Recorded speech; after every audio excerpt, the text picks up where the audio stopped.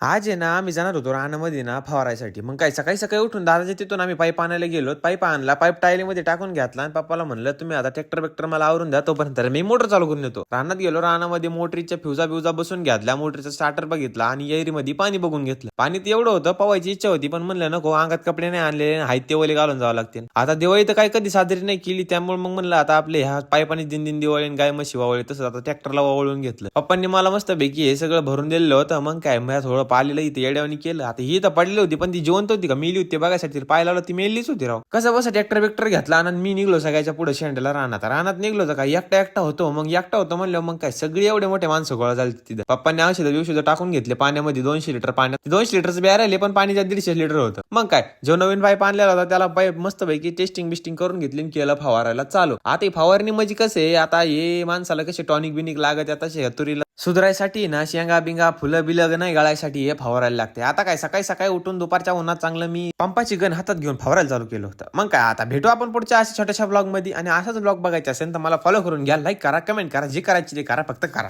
Okay, tata, bye bye.